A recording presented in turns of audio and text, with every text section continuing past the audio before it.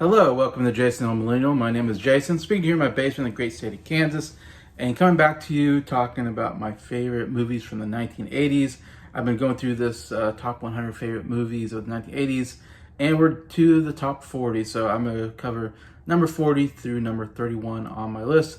This is thanks to Ryan from Real Talks with Ryan, who won my contest, my predicting the Oscars contest this last Oscar season, and because of that, he got to name what project to work on next, and he picked, basically just said favorite movies of the 1980s.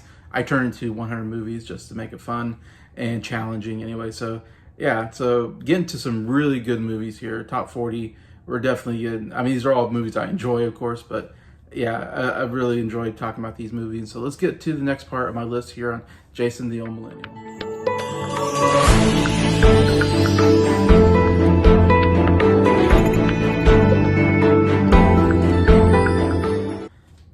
Hello, everybody. Hope everybody's doing well here on a Thursday, and it's almost July 4th. We're on July 3rd right now, so tomorrow will be the Independence Day, and I'm working, so I'm not going to do much. I don't do much in fireworks anyways, but good time to celebrate our independence. Always enjoyed.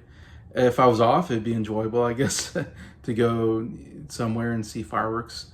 I'll just have to see them at work. But anyways, let's get to top 40 favorite movies of the 1980s. Starting with number 40, I'm going with The Elephant Man.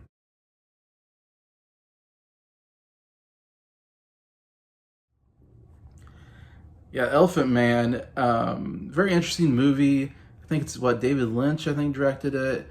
And I believe like Mel Brooks was like producing it or something like that. There's interesting, like I remember the story behind that, but it's partly based on a true story of a guy named, I think his name is like John Merrick or something like that, and he had a really unique deformity, face and hands, everything. He was very deformed. He like basically worked at the circus as like this freak, that people paid to look at this freak, and they call him the Elephant Man. I can't remember why exactly, just because he looks weird, I guess, and so that was the name they gave him.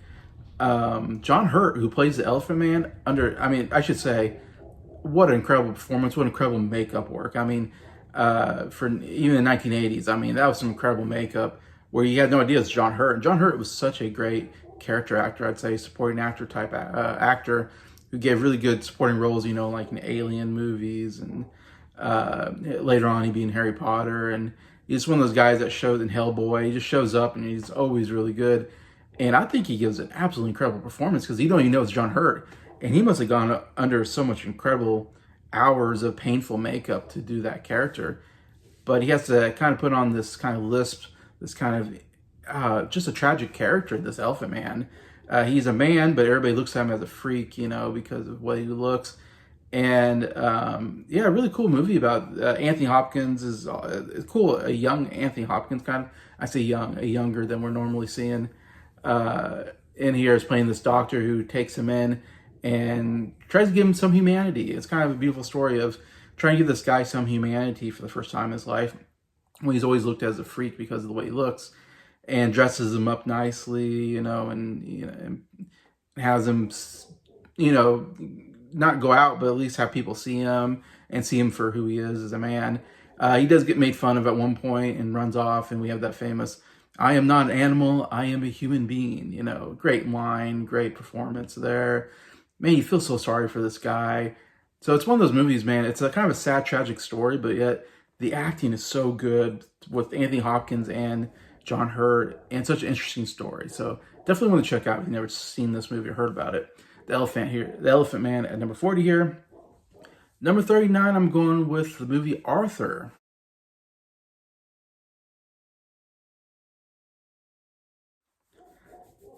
Arthur, a comedy, a kind of romantic comedy, really, with I'm gonna forget the name, but kind of a famous Dudley Moore, famous British comedic actor at this point, and probably the best performance he's ever given. He even got nominated for Best Actor for playing this really pretty much comedic character, but he was so good in the role. I think that's what he's always going to be known more for is this Arthur role. He was so good in it. We got Liza Minnelli here playing the romantic interest. Then John Gielgud, I believe, it plays his butler, who wins the Oscar for Best Supporting Actor. Kind of being this, and the whole thing, if you don't know Arthur, Arthur is this guy who's super rich. He inherits like this money, and he lives in a mansion, I guess. And he's a kind of a brat. I mean, I don't know how old he's supposed to be, but all he does is drink. The whole part of the movie is that he's a drunk. He's an alcoholic.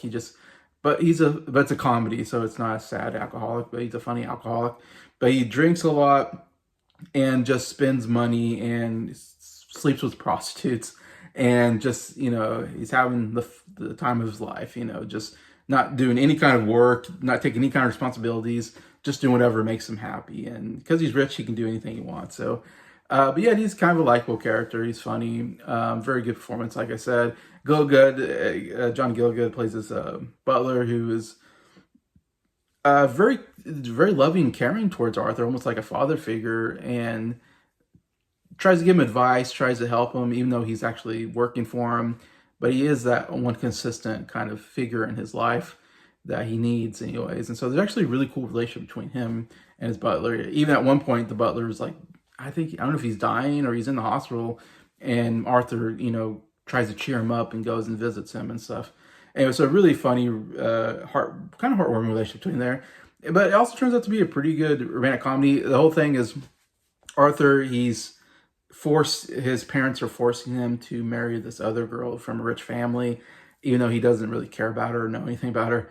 And the father of that family even says, like, if you basically you have to marry her, or if you break her heart, I'm going to kill you. Like, seriously, like he's going to kill him.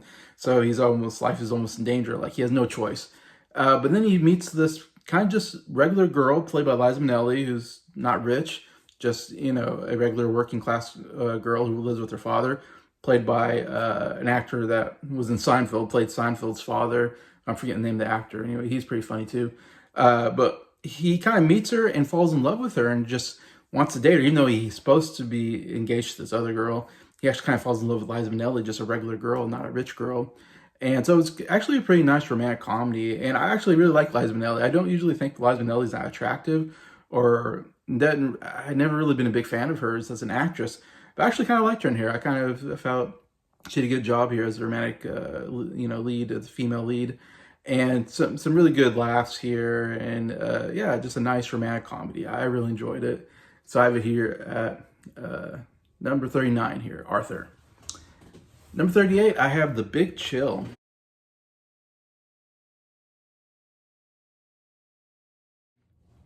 This is a very interesting movie, nominated for Best Picture, I think, and I think Glenn Close maybe got nominated for Best Supporting Actress.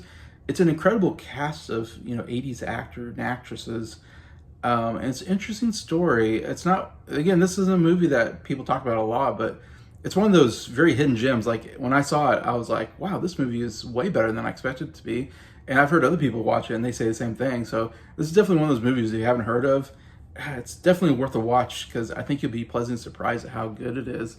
And it's interesting. The whole movie is these kind of college friends are getting together because one of their friends committed suicide, who was actually played by Kevin Costner, though you never see his face.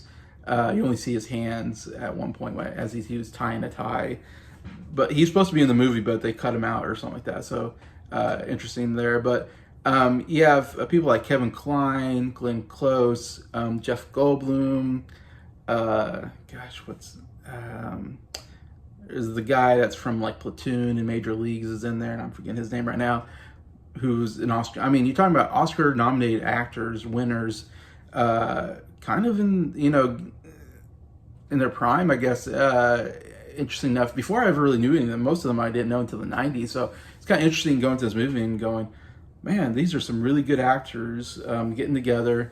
And it's part comedy, part, drama, because obviously they're dealing with the death of a friend and why did he kill himself, and sadness there. But there's also some very funny moments as well in the movie, some heart-lighted moments as these, old friends are getting together for the first time in a long time, and kind of rehashing their lives, from seeing each other.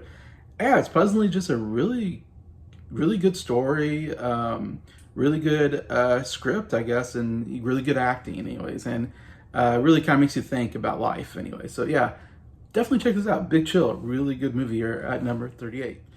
All right, number 37 on the list, I've got a movie called Places in the Heart.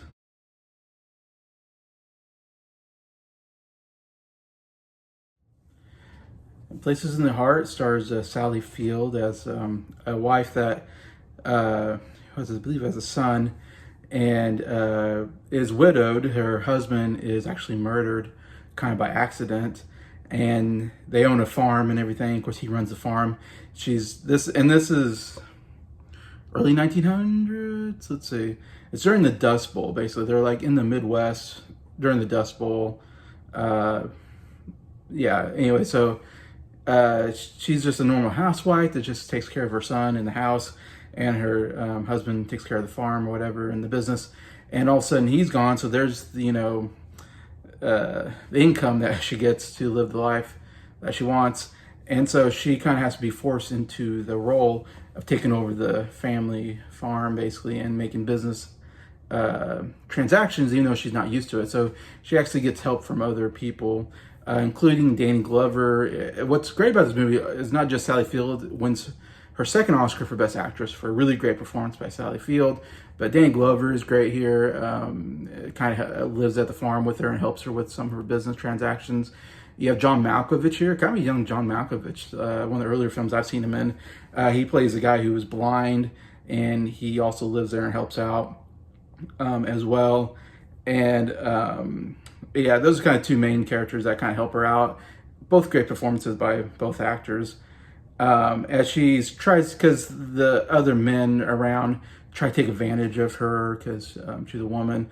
And also Danny Glover, it's during a period where lots of racism, and he is attacked at times and has to be defended as well. So it's really good. The relationship that those three have is what's really cool about the movie, is because you got kind of some outsiders, I guess say. You got a woman, a black man, and a blind man. So they're somewhat considered outsiders in the world, and they kind of form together this core that help her get through this really troubled time.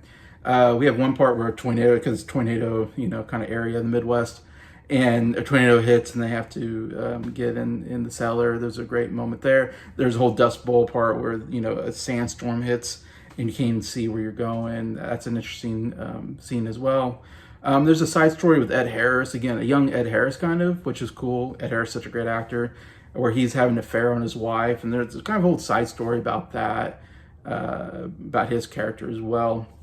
Overall, though, a really good story, some really great performances anyway, so definitely check it out. Places in the Heart here at number 37. Number 36, I have Hoosiers.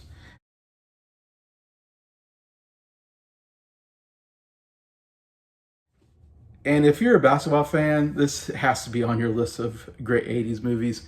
And I've always loved this movie since I was a kid, because I've always been a big fan of basketball. And this is Gene Hackman here, one of his great performances, I think, playing this coach who takes over this high school team in Indiana. And Indiana is like one of the great basketball states, where basketball is like a really big sport.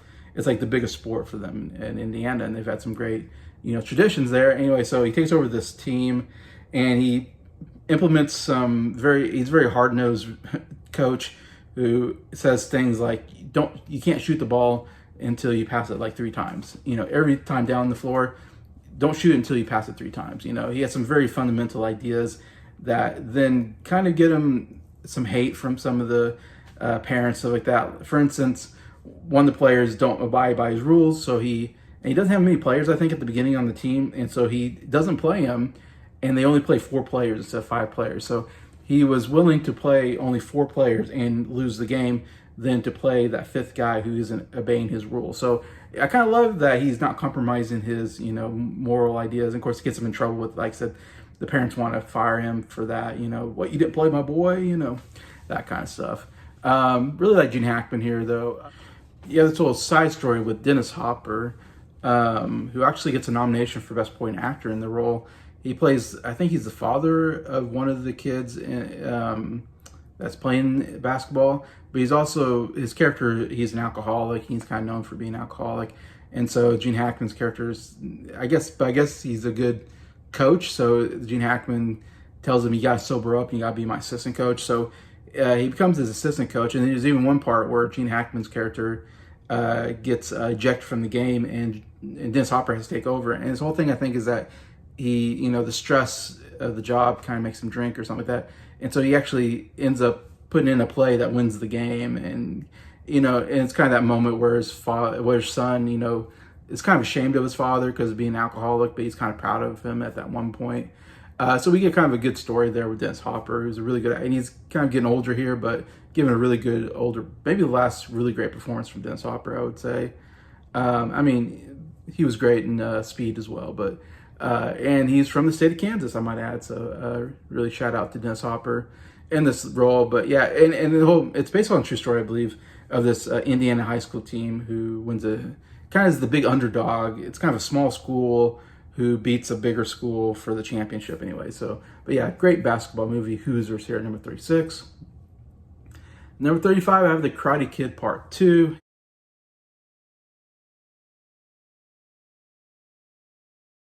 Yeah, the second part of Karate Kid. I always really enjoyed this movie as a kid. I like the setting of going to Japan, Okinawa. And my friend Mike, he's been to Japan, so he would agree with this. So it does make you want to go to Japan because it looks kind of, especially this island or whatever part of Japan, is very beautiful. But yeah, we see Mr. Miyagi go back to because his father's dying, I think, or something like that. And he left Japan long ago because of a rival with a best friend, Mr. Sato, who was going to kill him. So he left so he didn't have to fight his best friend. Now he's back. The old rivalry is back up. Mr. Sato wants to fight him again, and against his wishes. And also, he had a romance with this other woman there that Mr. Sato also liked, or something like that. And there was a whole love triangle there. So he's going back. Daniel comes with him. He wants to see Okinawa. He falls in love with this girl. I forget her name. That's, I think, also this. And then he has this other rival, the nephew of Mr. Sato, who Chosen, who we've seen in the Cobra Kai. Great villainous character. And man, he is good when he does martial arts. He looks like there's no way. My only problem with the movie is there's no way Daniel could beat him in a fight. This guy is he teaches classes. He's a master black belt. Daniel, is just still fairly new at karate, and yet he defeats him in the end. That's a little implausible, but still, it's a movie. Also, the romance is a pretty good romantic story with this Japanese girl she is so beautiful. Oh my gosh, I'm like, she's the most beautiful girl in this town, and Daniel gets her on the first week he's there. He bags the best looking girl in this town. It's like, I don't know how he did it, but he did it. Still, there's some great parts. The music is great, of course, as always. Love Pat Morita's performance. Some good fight scenes in this movie, even better than the first movie, and pretty epic last battle scene with great music and everything that really make the drama go up. We get to fight Chosen to the death, that kind of stuff. It's another pretty good sequel to the original, which is one of my favorite movies. You'll see higher on my list, but still one worth seeing, Karate Kid Part 2. Here at number 35. Number 34, we have a really interesting movie that I don't think most people know about. And this is called The Awakening.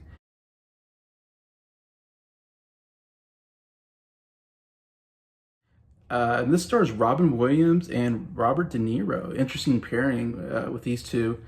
And it's a drama. It's not funny at all. It's interesting. It's like the first...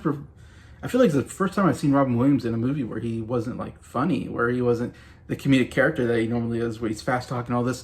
And it's a really based on a true story of this doctor. Robin Williams plays this doctor who kind of comes up with this medicine, I guess. He's experimenting kind of with some medicine on people that have Alzheimer's, basically, that have lost their minds and can't remember things anymore. And one of them being Robert De Niro. Is one of these patients that he's working with, but he develops this medicine, he gives it to them, and all of a sudden they get their memories back. and all of a sudden they start remembering the past and they start enjoying life because they're kind of miserable in this hospital, you know. And yeah, so you see this great transformation of these. I say Alzheimer's. It might be something. It might be. It's not. It's probably not Alzheimer's. That's the best thing I can explain it. I think they have also like maybe other physical problems, but this medicine that he gives them transforms them to a, you know, normal life kind of. And Robert De Niro is kind of one of the main patients that we see, of course.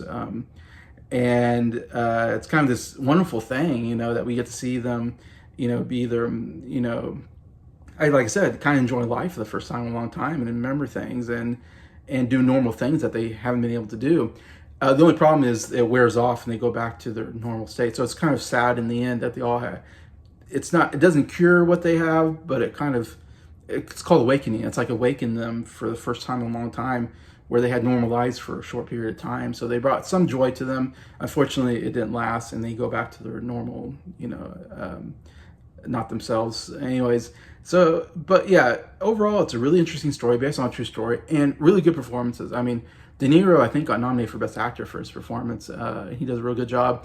Robin Williams, really good performance by him, a good dramatic performance. We'll see him in other dramatic performances, I think, after this, like in Dead Poet Society and, you know, Good Morning Vietnam and all this. But man, really cool performance by Robin Williams here. Anyways, yeah, so definitely one, you definitely check this one out. If you've never heard of it, it is a really cool movie here. At number 34, The Awakening.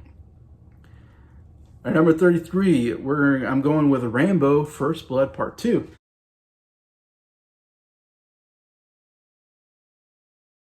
Sequel to the first Rambo movie, which was called First Blood. This is just a fun action film that I just get a blast out of.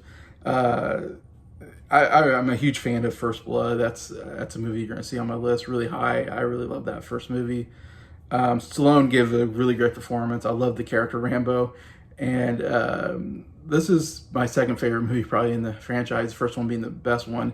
And then Rambo 3 is not very good, but then was it just called Rambo? The one later, when he's a little bit older, is a really good movie. And then the last Rambo movie was terrible. But there's like 3 really good Rambo movies here. And Rambo First Blood Part 2, it's funny, First Blood is really not that action-oriented. It's more psychological. It's more, you know, drama and dealing with PTSD for soldiers coming back from Vietnam.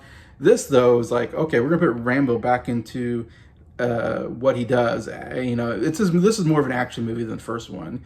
This is just, all right, we're going to put him in the jungle and we're going to have him shoot a bunch of people and have some really cool action scenes. And just, again, it's just a fun popcorn action movie and I get a blast out of it. It doesn't all make sense. It's not like the greatest story, but yet, and I still think Stallone gives a pretty good performance here. And I do love seeing Rambo out in his element because we hear about how good of a soldier he was. He was like the best of the best, you know, of the Rangers.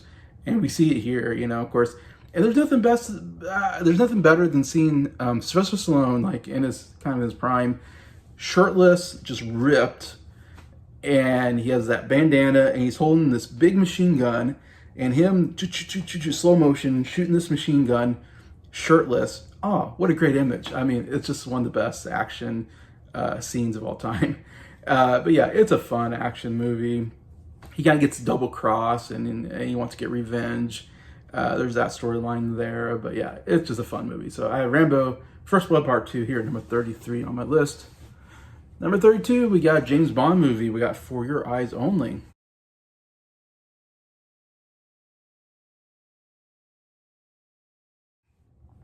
I believe this was like the 5th movie of Roger Moore's his line of movies that he did for James Bond. And I would say this is the last of his really good James Bond movies. I really like the first 5 movies.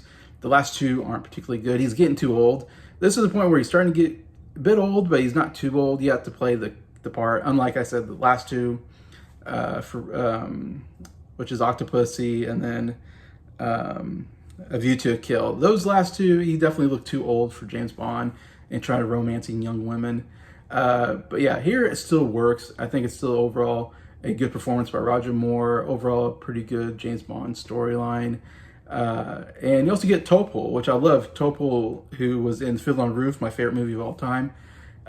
He gets a supporting part here, and he's really good here as well. So I love seeing that. I love the setting of the movie. They're, I don't know, somewhere up north where there's snow skiing scenes and stuff like that. And yeah, overall, another solid movie in the James Bond franchise. So here at number 32, For Your Eyes Only. And I'll end my video today on number 31, which is Field of Dreams.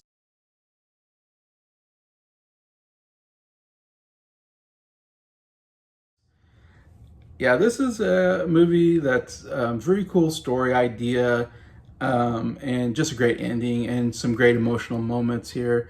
And I should say, I've been to the Field of Dreams Park. My dad and I went some years ago in Iowa. You can go see where they filmed some of the scenes outside amongst the corn stalks, and they have a baseball field there, and they have the house that they shot the movie at, I think. Yeah, so you can go there, pay, and go run the bases. I went and ran the bases, you know, sat in the stands, kind of looking at it, going, wow, this is where they shot Field of Dreams. So that was a real cool moment where I got to see where they shot the movie, part of the movie anyways. Definitely worth going to see. But anyways, it's literally in the middle of nowhere, like just a farming area. I mean, there's nothing going on out there. But anyways, Field of Dreams, Kevin Costner, I think Holly Hunter's in here. But it's the, if you build it, I mean, such a classic line, if you build it, they'll come, or something like that. And so he builds a baseball field, and baseball ghosts come out of the cornfield and play baseball games. Such a cool idea. I always liked this one as a kid. I thought it was a cool idea, ghosts coming out to play baseball. Anyways, and we get to, like, James Earl Jones is in the movie. He's great. Burt Lancaster, kind of an older Burt Lancaster, has a great part in here as well. And then the last scene, I mean, sorry to spoil this movie, but his dad comes out. Oh, we have Ray Liotta also in this movie. But he meets his dad, who's dead, and I don't think they had a good relationship, maybe, or something like that. But that scene where he finally realizes his dad is there as one of the ghosts, and he says, "Dad, do you want to play catch?" Oh, it gets me crying every time because I'm about ready to cry now just thinking about it. Such a great emotional moment, that realization that, oh, it's his dad, and hey, Dad, let's play catch. And yeah, just a great moment in the movie. Great ending, very emotional, really cool idea for a movie, I think. Anyways, an iconic movie here. And so I put here number 31, Field of Dreams. All right, so that's my list today, 40 through 31. Please comment if you've seen these movies and which ones are your favorite. Love to see your comments. And besides that, thank you so much for watching this video and watching this series.